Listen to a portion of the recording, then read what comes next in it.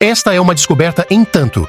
Fragmentos de um manuscrito bíblico que são diferentes das qualidades de Deus reveladas por Jesus e por aqueles que escreveram para ele no Novo Testamento.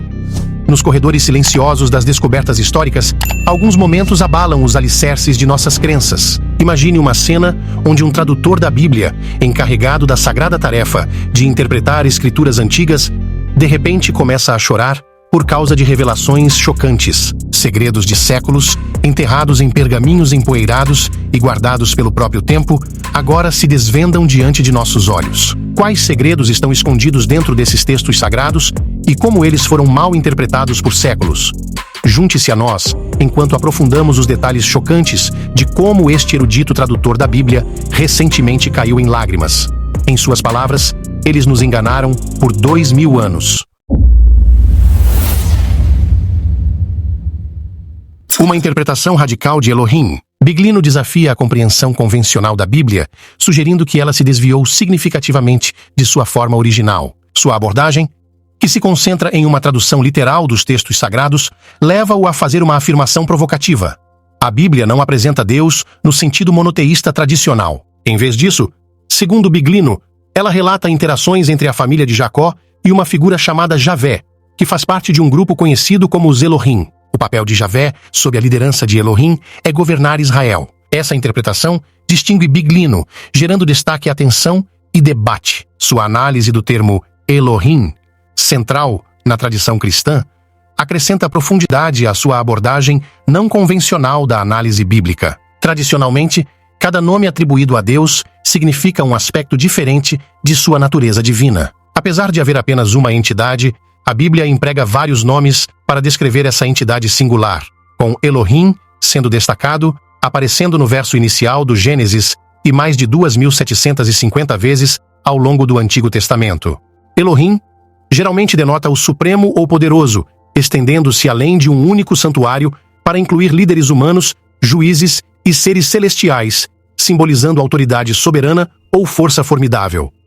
No entanto, Biglino propõe uma interpretação diferente. Ele sugere que Elohim não representa uma entidade majestosa singular, mas um termo plural, indicando múltiplos seres malignos, semelhante a um conselho divino. Essa reinterpretação desafia as crenças monoteístas fundamentais do cristianismo e do judaísmo, sugerindo que as histórias bíblicas, incluindo a narrativa da criação, podem envolver vários deuses trabalhando juntos, muito parecidos com outros mitos antigos. Curiosamente, em Provérbios 8, uma figura é descrita como um mestre artesão durante a criação da terra, sugerindo o envolvimento de outros trabalhadores no processo. Biglino apoia sua interpretação linguisticamente, demonstrando que palavras hebraicas terminadas em in são tipicamente plurais, reforçando a ideia de que Elohim se refere a vários seres celestiais, e não a um único Deus onipotente. Essas interpretações têm implicações profundas, construindo reformulações como milhões de crentes entendem sua fé, práticas de opinião e os fundamentos teológicos de suas religiões. A afirmação de Biglino de que Elohim é plural oferece uma nova maneira de interpretar a Bíblia e altera, fundamentalmente, nossa percepção do divino. Ele substitui a imagem tradicional de um Deus solitário e patriarcal por uma hierarquia celestial mais diversa e democrática, desencadeando profundos debates teológicos e filosóficos. Apesar de não ter formação acadêmica formal, o mergulho profundo de Biglino em manuscritos hebraicos o rendeu reconhecimento como um tradutor e intérprete habilidoso. Sua paixão por textos e línguas antigas é evidente em seu trabalho, desafiando interpretações bíblicas tradicionais e introduzindo novas perspectivas. As ideias de Biglino atraem um amplo público, tanto acadêmicos quanto leigos, que se sentem intrigados por suas teorias revolucionárias. A ousada reinterpretação de Biglino coloca-o na vanguarda de um movimento que questiona aspectos fundamentais das religiões judaico-cristãs.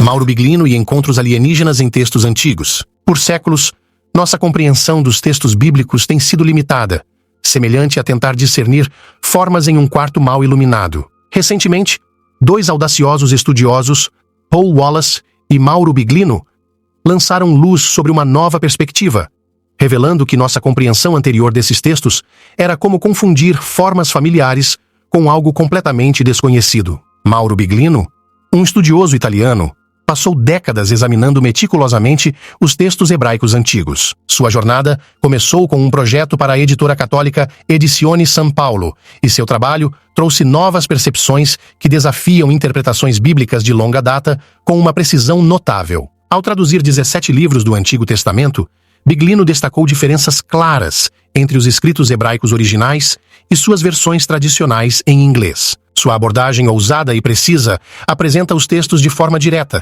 frequentemente chocando com as interpretações religiosas estabelecidas. A análise apaixonada de Biglino das Escrituras tornou-se uma figura controversa, especialmente entre os grupos conservadores. Ele defende uma leitura direta dos textos hebraicos, que frequentemente descrevem eventos divinos não como ocorrências místicas, mas como encontros com formas de vida alienígenas. Essa perspectiva alinha-se com ideias propostas por autores como Erich von Däniken e Zecharia Sitchin. Segundo Biglino, os milagres bíblicos podem ser, na verdade, interpretações equivocadas de atos tecnológicos avançados realizados por visitantes extraterrestres. Essa mudança radical na interpretação sugere que muitos eventos divinos e cotidianos nas Escrituras foram mal compreendidos. Biglino postula que o que tradicionalmente era visto como intervenções divinas pode, na verdade, ser relatos de visitas alienígenas. Isso altera a percepção de deuses onipotentes para possíveis interações mal interpretadas com seres de outros mundos. O trabalho de Biglino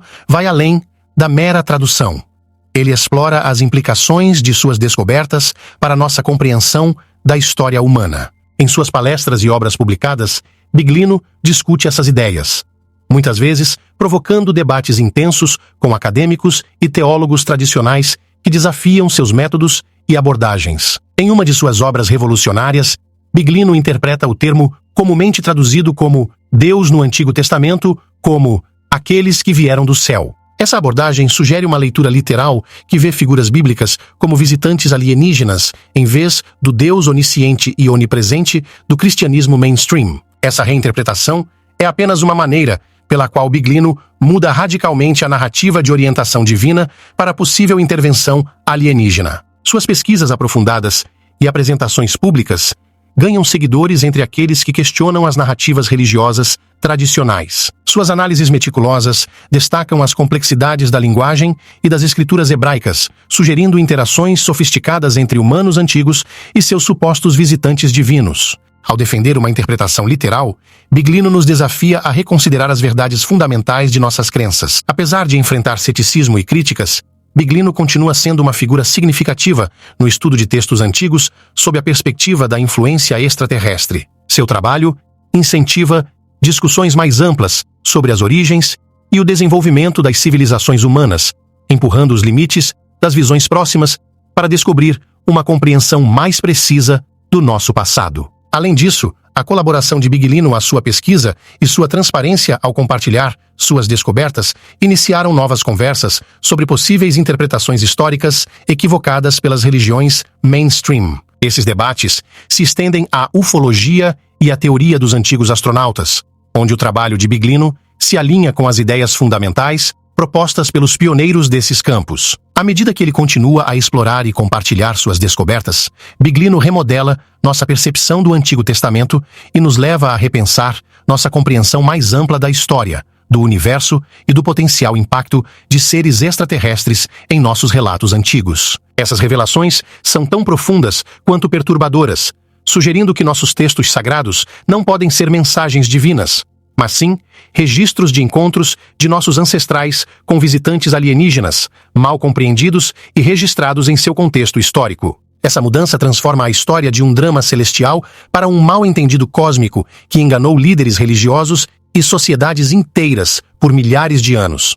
Reinterpretando a Bíblia com Biglino, por meio de sua associação com a editora São Paulo e em diversos vídeos, Mauro Biglino diverge significativamente das interpretações teológicas tradicionais desenvolvidas ao longo dos séculos. Ele ousadamente afirmou que a Bíblia contemporânea não reflete fielmente sua forma original. Em vez disso, ele prometeu que ela contaria a história de uma única tribo semítica, os descendentes de Jacó e suas interações com Yahvé, a quem eles reverenciavam como seu líder. Essa afirmação desafia as visões bíblicas sobre a identidade de Yahvé como Deus. Biglino argumenta que nosso conceito moderno de Deus evoluiu ao longo dos milênios através de interpretações teológicas fortemente influenciadas pela filosofia helenística grega. Essas interpretações retrataram Deus como imortal, transcendente, onisciente e onipotente. Em contraste, Biglino apontou que as narrativas bíblicas descrevem Yahweh como uma figura complexa, experimentando fadiga, raiva, sede,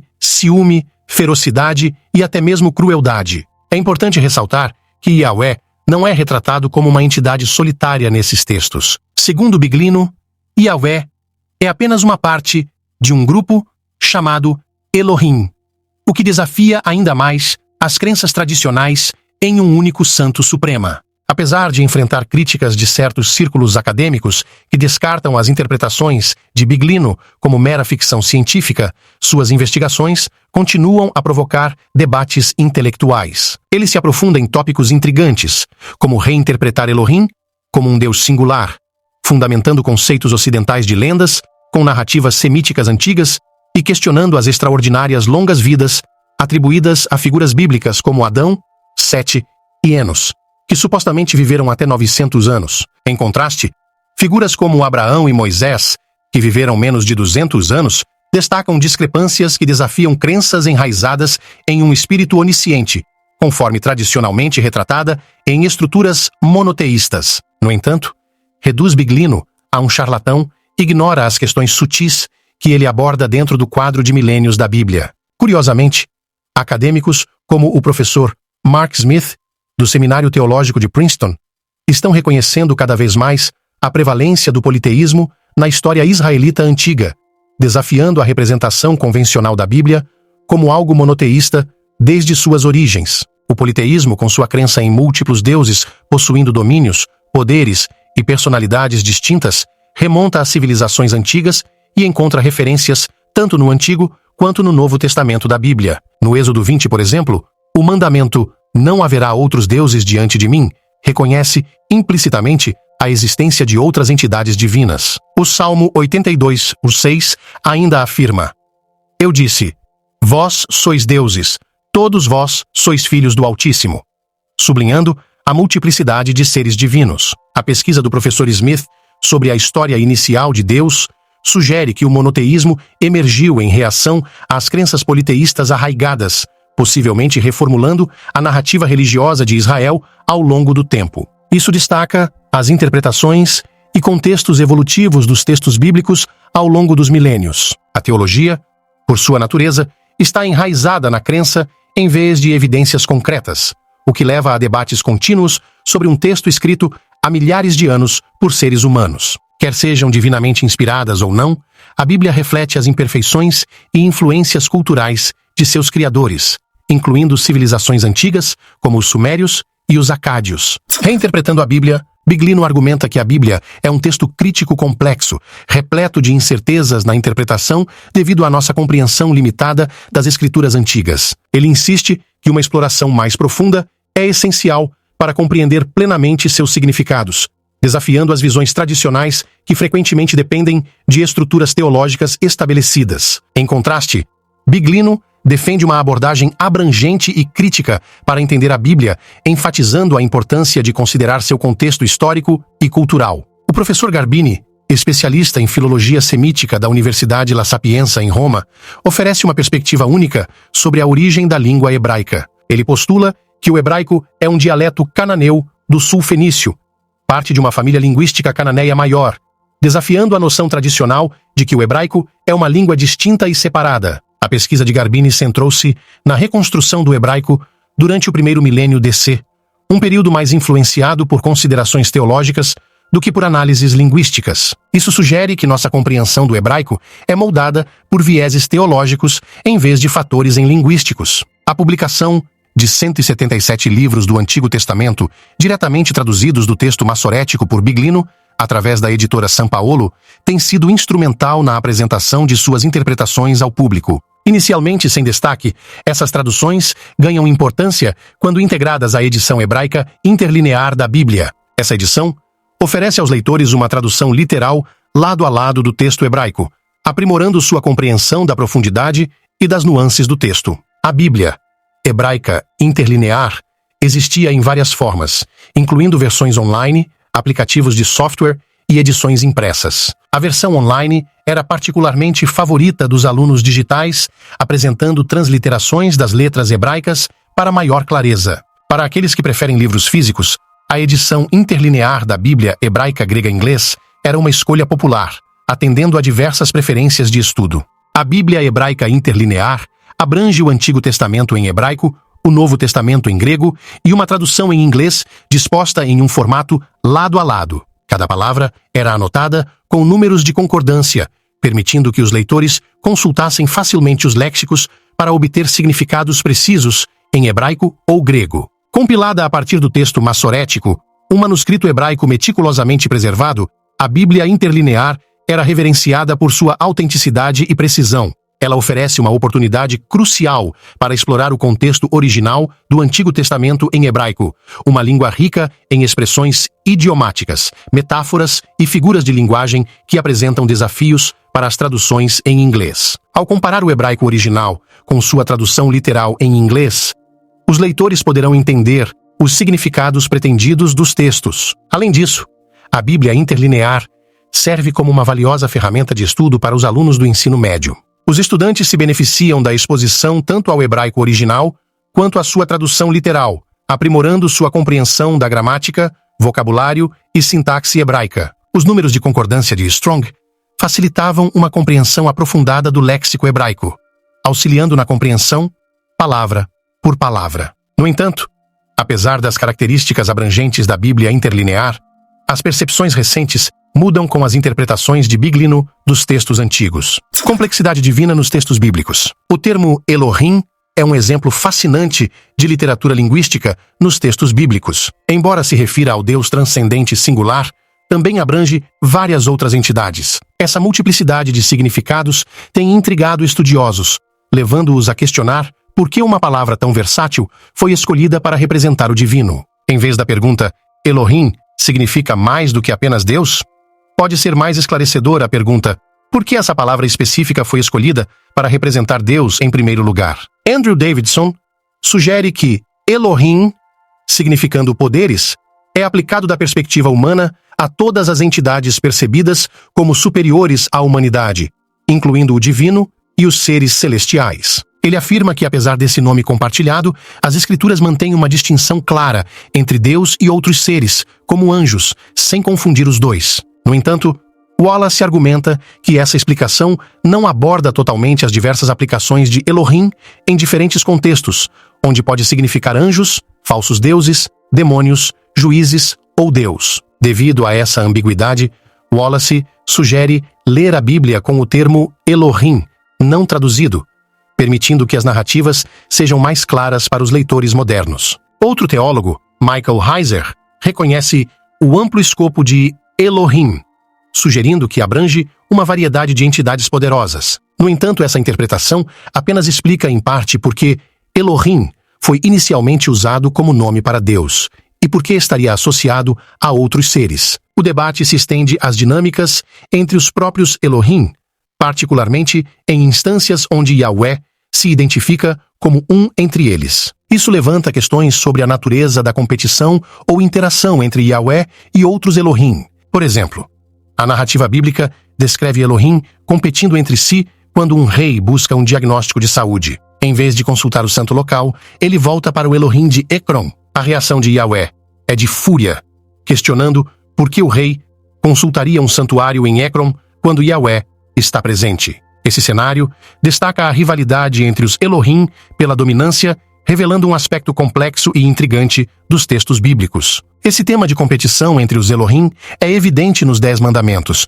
que instruem os seguidores a esquecer e rejeitar a crença de outros deuses. Os mandamentos exigem devoção exclusiva a Yahweh, proibindo a adoração ou representação de qualquer outro espírito. Josué, sucessor de Moisés, reforça esse mandato, exortando o povo a abandonar os deuses adorados no Egito e na Mesopotâmia e a jurar lealdade exclusivamente a Yahweh. Isso pinta um quadro vivo de um panteão onde Yahweh é uma entre muitas entidades poderosas dentro das histórias hebraicas. A narrativa bíblica também descreve uma assembleia celestial onde múltiplos Elohim se reúnem sob a liderança de Yahweh. O conceito de um conselho consistindo de membros fictícios ligados à entidade real de Yahweh, é intrigante e um tanto perplexo. Segundo Wallace, isso sugere que as histórias que vimos hoje, moldadas por edições dos séculos 7 a 6 a.C., evoluíram de tradições anteriores que reconheciam uma multidão de Elohim, cada um supervisionando suas próprias comunidades humanas.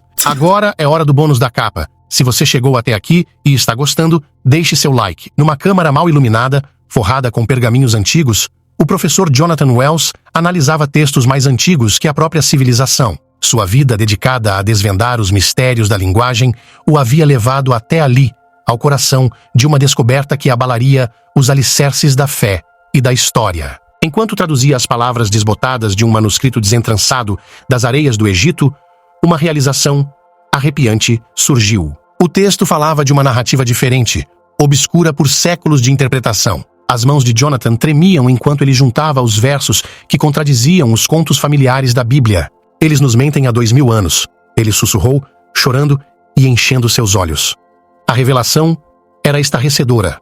Os momentos cruciais da história religiosa, reescritos para atender aos interesses de imperadores e conselhos de tempos passados. A busca acadêmica de Jonathan havia inadvertidamente revelado uma verdade enterrada sob a capa da doutrina teológica. Na sua angústia, ele percebeu o peso da sua descoberta. As implicações reverberavam pela sua alma e ecoavam pelos corredores sagrados da academia. O mundo estaria pronto para confrontar as revisões de suas crenças mais queridas? Com mãos trêmulas, Jonathan registrou suas descobertas, seu coração dividido entre o dever da verdade e o medo da revolta, pois naquele momento, ele acredita que algumas verdades são profundas demais para permanecerem escondidas, mesmo que desafiem o próprio tecido da fé e da história. Enquanto emergia da câmara com os antigos pergaminhos em mãos, uma pergunta assustadora pairava na mente de Jonathan. A humanidade poderia suportar o peso de uma verdade enterrada por séculos de mito? Dilemas éticos e antigos debates. Marubino e Paul Wallace destacam os problemas éticos que surgem quando as histórias dos Elohim são interpretadas como narrativas sobre um Deus singular. No entanto, eles não foram os primeiros a fazê-lo. Nos primeiros séculos do cristianismo, os pais da igreja influentes enfrentaram um desafio crescente em relação à interpretação das escrituras hebraicas. Eles propuseram questionar se esses textos antigos devem servir como a única base para a doutrina cristã. Esse debate surgiu à medida que os pais da igreja buscavam reconciliar os deuses de Jesus Cristo com as escrituras judaicas, que eram reverenciadas, mas também vistas como problemáticas devido às suas origens e contextos culturais. Por exemplo, figuras como Orígenes de Alexandria e Agostinho de Hipona lutaram com a integração das escrituras hebraicas, especialmente o Antigo Testamento, na teologia cristã. Eles reconhecem discrepâncias entre as interpretações judaicas e as doutrinas cristãs emergentes. Orígenes, conhecido pela sua abordagem alegórica das escrituras, enfatizou interpretações enganosas sobre leituras literárias, visando harmonizar os textos bíblicos com as crenças cristãs. Agostinho, por outro lado, abordou os desafios teológicos apresentados pelas escrituras hebraicas em suas obras seminais, como A Cidade de Deus. Ele argumentou por uma interpretação cristã da história e da salvação que fosse distinta das tradições judaicas, ao mesmo tempo em que reconhecia o papel fundamental das escrituras hebraicas na formação do pensamento cristão. Essa perspectiva foi em parte reconhecida durante o Concílio de Jerusalém, conforme registrado em Atos 15, mas o debate persistiu ao longo dos primeiros séculos da era cristã. Esses primeiros teólogos argumentaram que interpretar as narrativas dos Elohim como histórias sobre um Deus singular justificaria ações que seriam consideradas bárbaras e injustas se atribuídas a qualquer ser humano. Eles experimentaram um dilema moral na tradução das contas dos Elohim como contos de um Deus singular. Wallace concorda com a visão de Bino de que a conclusão final do cânon hebraico, ocorrida entre os séculos 7 e 6 AC, foi impulsionada pela ideologia em vez de precisão linguística. Em outras palavras, os compiladores estavam mais preocupados em promover uma ideologia específica do que com a precisão gramatical. Isso levou a textos onde elementos politeístas foram removidos ou tornados mais aceitáveis, ainda que, segundo Wallace, a estrutura gramatical original permanece em passagem onde o nome de Yahweh está sobreposto, sugerindo que essas histórias originalmente reconhecem a existência de múltiplos deuses ou entidades superiores. Essencialmente, o que os leitores veem hoje pode não ser a versão original dessas histórias antigas. Para compreender essas narrativas, É necessário reconhecer a presença de múltiplas entidades poderosas, cada uma competindo por influência e controle neste cenário enoteísta, onde um único Deus é reverenciado acima dos outros. Por exemplo, a jornada de Abraão, desde Ur, dos Caldeus, sublinha a orientação coletiva que ele recebeu, declarando claramente que entidades poderosas ou instruíram-se a se mover, usando um verbo plural, no texto hebraico original. Essa perspectiva é crucial porque indica que Abraão foi direcionado por múltiplas entidades, não por um único Deus. Embora as traduções para o inglês muitas vezes obscureçam essa pluralidade ao usar verbos no singular, tradutores como Bino, que oferecem traduções precisas da Bíblia interlinear sem viés teológico, escrevam um papel vital ao revelar essas sutilezas. Os verbos plurais hebraicos, modificados para o singular em inglês para se ajustar às narrativas monoteístas, sugerem uma interpretação alternativa. Paul Wallace, em sua série Escaping from Eden, explora mais a fundo esse conceito, especialmente ao pesquisar a declaração de Elohim: "Façamos o homem à nossa imagem". Essa frase, claramente indicando pluralidade, apresenta desafios filosóficos e gramaticais se Elohim é traduzido simplesmente como Deus. No entanto, entendemos Elohim como os poderes resolvem essas questões, alinhando a narrativa com o conceito de múltiplos seres poderosos em vez de um único ser onipotente. Além disso, Gênesis 3 apresenta um diálogo entre os Elohim sobre o alcance da inteligência humana. Uma voz sugere limitar a inteligência humana abaixo deles, afirmando que os humanos não devem se tornar tão conhecidos quanto um de nós. Esse debate interno e a pluralidade na linguagem são evidentes até para os leitores ocasionais e são resolvidos ao reconhecer a presença de múltiplos Elohim na narrativa. Wallace sugere que essa história ecoa os conflitos antigos mesopotâmicos entre entidades como Enlil e Enki, proporcionando uma conexão coerente com fontes antigas. No seu livro Escaping from Eden, mesmo para aqueles que não adotam essa interpretação, manter o termo Elohim no texto permite uma compreensão diferente da história. Segundo Wallace, essa abordagem alternativa oferece perspectivas frescas sobre as visões de mundo de nossos ancestrais, nossas origens e nosso lugar no cosmos. Paul Wallace e o desvendamento dos mistérios antigos. Paul Wallace é um autor aclamado internacionalmente, conhecido pelos seus best-sellers, seus papéis como apresentador da TV Fifth Kind e coach de vida. Seu trabalho abrange diversos mistérios e histórias antigas, explorando as origens humanas, nosso potencial não explorado e conexões cósmicas. Com um rico histórico na Igreja Anglicana da Austrália, Wallace se destacou como doutor da Igreja, educador teológico e arquidiácono, sendo conhecido por seus extensos escritos sobre misticismo cristão e espiritualidade. Seu estilo articulado de falar lhe rendeu elogios em eventos globais, incluindo a comparação de George Noory, de seu livro de 2020, Escaping from Eden, com Chariots of the Gods, de Eric von Däniken, catapultando Wallace para a proeminência no estudo das interações com alienígenas antigos. Seu livro de 2021, The Scars of Eden, continua esse sucesso, alcançando o status de best-seller de epopeia internacional, ainda mais aclamado por von Däniken. Os documentários e entrevistas de Wallace cativaram milhões em todo o mundo, solidificando seu renome como uma autoridade líder em seu campo.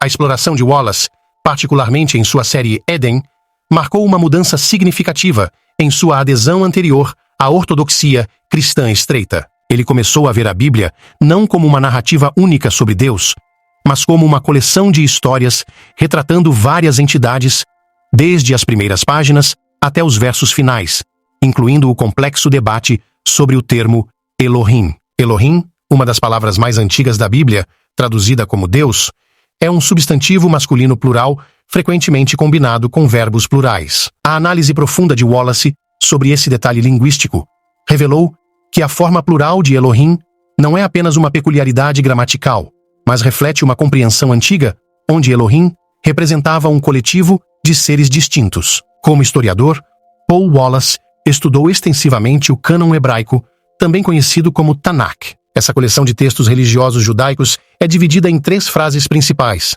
a Torá, os Neviim e os Ketuvim. Ao longo dos séculos, essas frases foram compiladas para formar a versão oficial durante o período do Segundo Templo, de 516 a.C. a 70 d.C. A Torá, muitas vezes chamada de Pentateuco, é a primeira e mais sagrada parte do cânon hebraico.